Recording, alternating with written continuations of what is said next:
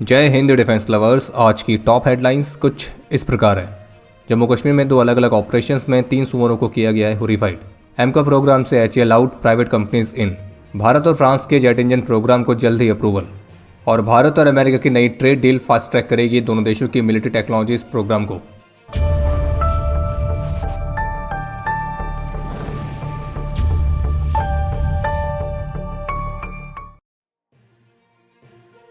तो आज के अपडेट की शुरुआत करते हैं जम्मू कश्मीर से, जहां कल उधमपुर में एक जॉइंट ऑपरेशन लॉन्च किया गया था। तो अब इस पर लेटेस्ट अपडेट यह है जिसमें ऑफिशियली कंफर्म किया गया है कि इस ऑपरेशन के दौरान पाकिस्तान द्वारा स्पॉन्सर्ड 2 सुअरों को सफलतापूर्वक होरीफाइड कर दिया गया है। और ये दोनों सुअर संभावित रूप से सुअरों के संगठन जैश के हो सकते हैं। और इन सुअरों के साथ कल से ही कॉन्टैक्ट स्टैब्लिश हो रहा था, फिर ब्रेक हो रहा था, लेकिन आखिरकार आज सफलतापूर्वक इन दोनों को होरीफाइड कर दिया गया है, जो कि हमारी एजेंसीज के कमाल की कोऑर्डिनेशन, टैक्टिकल प्रिसिशन और प्रोफेशनलिज्म के हाई स्टैंडर्ड्स को दर्शाती है। और अब जो उधमपुर वाला ऑपरेशन है पूरा हो चुका है, बाकी जो एरिया है वो सर्विलेंस के अंडर रहेगा। हालांकि अभी ऑफिशियली डिटेल्स आनी बाकी हैं कि आज जिन 2 सुअर को होरीफाइड किया गया है तो वो कौन है, लेकिन मीडिया रिपोर्ट्स के मुताबिक संभावित रूप से इन दोनों में से एक जुबेर है और दूसरा मावी। और इस ऑपरेशन को भारतीय सेना की delta force, Jammu Kashmir police और सीआरपीएफ ने संयुक्त रूप से अंजाम दिया है। और इन दोनों सुअर के होरिफिकेशन की जो वीडियोज और पिक्चर्स आई हैं तो वो आपको हमारे ऑफिशियल टेलीग्राम चैनल पर भी मिल जाएगी। और उनमें से एक आतंकी गुफा के अंदर छुपा हुआ था और वो वहाँ से M4 राइफल से फायर कर रहा था। और इनके पास से भारी मात्रा में आर्म्स और एम्युनिशंस को भी रिकवर किया गया है। और बाकी अभी जिससे हमें वीडियो रिकॉर्ड कर रहे हैं तो आज किश्तवाड़ में भी आतंकियों के साथ एक कॉन्टैक्ट स्टैब्लिश होने की रिपोर्ट सामने आई है। और फिलहाल अभी इस मामले पर डिटेल्स आनी बाकी है। बाकी आतंकियों से याद आया, पाकिस्तान की तरफ से so called Kashmir solidarity day के नाम पर एंटी इंडिया प्रोपेगेंडा की शुरुआत हो चुकी है। और जबकि एनडीटीवी की तरफ से इस बात का खुलासा किया गया कि इस वर्ष पाकिस्तान का जो ये so called Kashmir solidarity day वाला प्रोपेगेंडा है, तो इस बार ये जो प्रोपेगेंडा है ये और भी ज़्यादा एक्सपेंड किया गया है। और जो इंटेलिजेंस असेसमेंट है वो ये सजेस्ट करता है कि इस तरह के सिस्टमैटिक डिसइंफॉर्मेशन कैंपेन के माध्यम से पाकिस्तान ऑपरेशन सिंदूर में एक्सपोज हुए अपने क्रॉस बॉर्डर टेररिज्म इंफ्रास्ट्रक्चर के बाद अपनी नैरेटिव क्रेडिबिलिटी को रिपेयर करने की कोशिश कर रहा है। जिन्हें नहीं पता उन्हें बता दें कि जो पाकिस्तान है वो हर वर्ष 5 फरवरी को कश्मीर सॉलिडेरिटी डे के नाम पर एंटी इंडिया कैंपेन्स को लॉन्च करता है। और इस कैंपेन का केवल एक ही उद्देश्य होता है कि कश्मीर वाले मामले को किसी तरह से इंटरनेशनल कम्युनिटी के सामने लाया जाए और उस पर डिबेट हो। और इस कैंपेन में पाकिस्तान के दूसरी कंट्रीज से मौजूद सारे हाई कमीशन शामिल होते हैं, इसमें डिप्लोमेट शामिल होते हैं, दुनिया भर की स्पीचेस होती हैं, रैलीज होती हैं, पोस्टर्स बनाए जाते हैं। लॉबिंग फर्म्स के माध्यम से पाकिस्तान इसमें एनजीओ इकोसिस्टम को भी शामिल करता है और जिसमें एक सिलेक्टिव विजन के साथ ह्यूमन राइट्स के इश्यूज उठाए जाते हैं। और बाकी जो डिजिटल प्रोपेगेंडा है सोशल मीडिया के माध्यम से, तो वो तो पाकिस्तान का खैर कॉमन ही है। और पाकिस्तान का ये वाला जो इन्फॉर्मेशन वॉरफेयर है 75 वर्षों से चल रहा है, लेकिन इतने वर्षों के प्रयास के बावजूद भी पाकिस्तान को इसमें कभी भी सफलता हाथ नहीं लगी।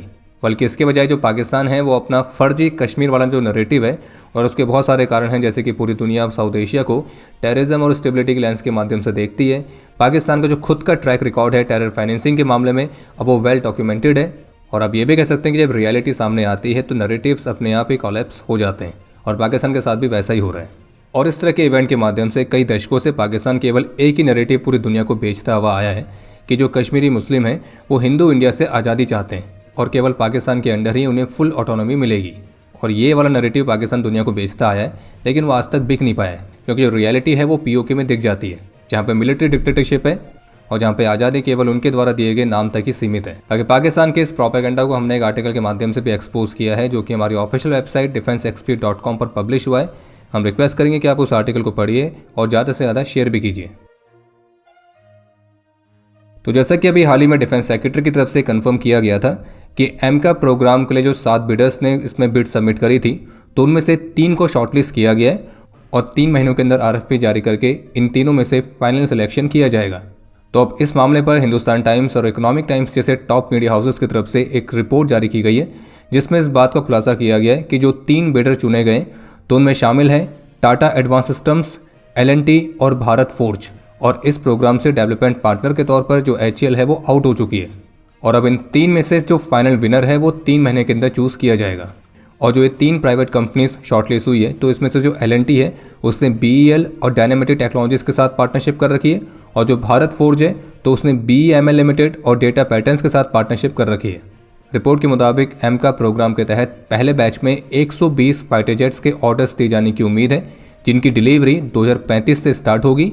और जैसे कि एमका के और भी एडवांस्ड वेरिएंट्स विकसित किए जाएंगे जैसे कि मार्क 2, तो आगे चलकर इनके ऑर्डर्स की जो संख्या है वो और महत्वपूर्ण तरीके से बढ़ भी सकती है। बाकी हिंदुस्तान टाइम्स की रिपोर्ट के मुताबिक एचएएल ने जो इस एमका प्रोग्राम के लिए 2 स्मॉलर फर्म्स के साथ बिड सबमिट करी थी, तो एचएएल की जो बिड है वो इस प्रोग्राम के रिक्वायर्ड क्राइटेरिया को मीट नहीं कर पाई है। और ये भी बताया गया कि जो 3 कंपनीज शॉर्टलिस्ट हुई हैं, टाटा, एल&टी और भारत फोर्ज, तो इनकी कैपेबिलिटीज़ के बीच कोई ज़्यादा गैप नहीं है, तो इसलिए इस बात की पूरी संभावना है कि जो फाइनल विनर होगा तो वो लोवेस्ट बिडर के माध्यम से ही चुना जाएगा। और जो भी कंपनी शॉर्टलिस्ट होगी तो वो डीआरडीओ लैब, एडीए यानी कि एरोनॉटिकल डेवलपमेंट एजेंसी के साथ मिलकर एमका के प्रोटोटाइप्स को बनाने से लेकर उसकी फ्लाइट टेस्टिंग, उसके सर्टिफिकेशन, इन सभी में सपोर्ट करेगी। और जैसे कि डिफेंस सेक्रेटरी की तरफ से हाल ही में कहा गया है कि जो पहला प्रोटोटाइप है वो 3 से 4 वर्षों के अंदर आ जाएगा, तो आप उम्मीद कर सकते हैं कि 2029 तक एमका के पहले प्रोटोटाइप की पहली उड़ान कंडक्ट की जा सकती है। और चूंकि अब इसमें डेवलपमेंट कम प्रोडक्शन पार्टनर के तौर पर प्राइवेट कंपनीज शॉर्टलिस्ट हो रही हैं, तो अब उम्मीदें कुछ ज़्यादा ही बढ़ चुकी हैं, क्योंकि जो कंपनीज शॉर्टलिस्ट हुई हैं उनका ट्रैक रिकॉर्ड काफ़ी अच्छा है। बाकी आपको बता दें कि एमका के टोटल 5 प्रोटोटाइप्स बनने हैं और उन प्रोटोटाइप्स को बनाने के लिए 15,000 करोड़ रुपीज़ का बजट फाइनल किया गया है। बाकी इस प्रोग्राम से एचएएल के आउट होने वाली जो रिपोर्ट है, तो उस पर एचएएल की तरफ से ऑफिशियल कमेंट आया है, जिसमें उनका ये कहना है कि हमने कई सारी मीडिया रिपोर्ट्स देखी हैं एमका प्रोग्राम को लेकर, लेकिन एचएएल को फिलहाल अभी तक इस मामले पर कोई भी ऑफिशियल कम्युनिकेशन रिसीव नहीं हुआ है, तो इसलिए अभी वो इस रिपोर्ट पर कमेंट करने की पोजीशन पर नहीं है। हालांकि वो बात अलग है कि अगर एचएएल इस प्रोग्राम से बाहर हुई भी है तो भी एचएएल की जो ऑर्डर बुक है बहुत बड़ी है, जिनका समय पर पूरा होना बहुत ज़रूरी है।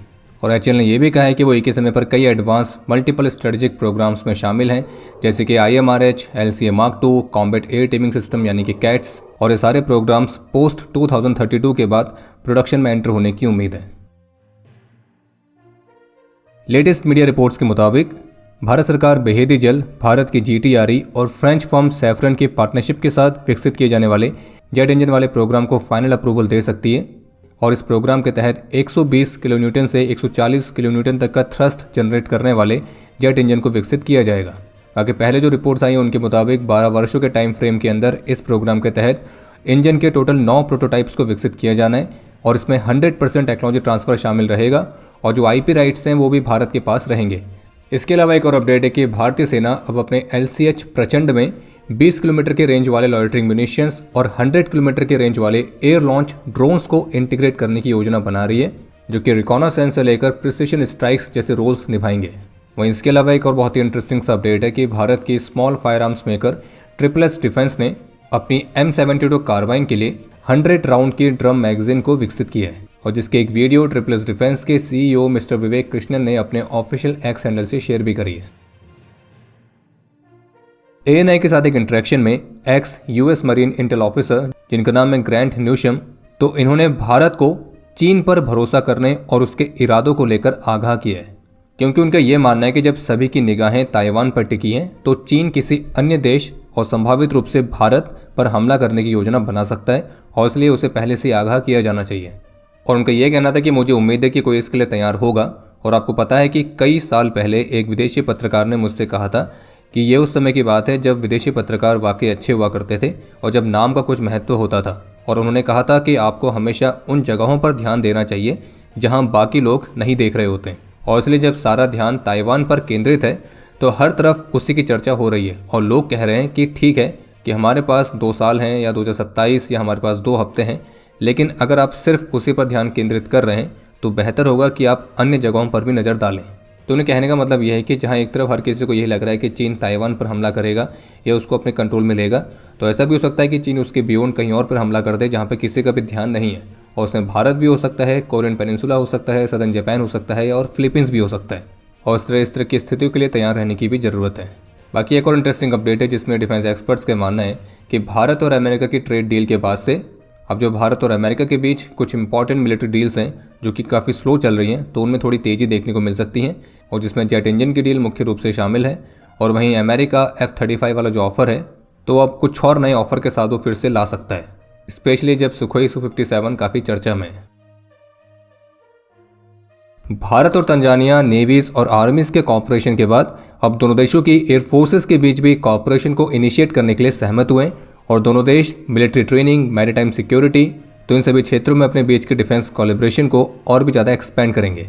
इसके अलावा एक अपडेट यह है कि भारतीय प्रधानमंत्री श्री नरेंद्र मोदी मलेशिया के प्राइम मिनिस्टर के इन्विटेशन पर 7 से 8 फरवरी तक मलेशिया के ऑफिशियल विजिट पर रहेंगे, और मलेशिया के इस विजिट के दौरान भारतीय प्रधानमंत्री के एजेंडा में ट्रेड, डिफेंस और मैरीटाइम कोऑपरेशन के मुख्य रूप से शामिल रहेगा। बाकी अब समय है आज के इतिहास का। आज के दिन 2018 में जम्मू कश्मीर में देश के प्रति अपना कर्तव्य निभाते हुए कैप्टन कपिल कुंदू, हवलदार रोशन लाल, राइफलमैन राम अवतार और राइफलमैन शुभम सिंह ने अपना सर्वोच्च बलिदान दिया था। आज के दिन 1967 में 6 असम राइफल्स के राइफलमैन ओम बहादुर छेत्री और राइफलमैन जग बहादुर सर्की ने अपना सर्वोच्च बलिदान दिया। और आपके लिए आज का प्रश्न है कि भारत के बैलिस्टिक मिसाइल डिफेंस प्रोग्राम का ओरिजिनल नेम क्या है। और अब समय है आज के टॉप 3 कमेंट्स का, जो ये रहे आपकी स्क्रीन पर।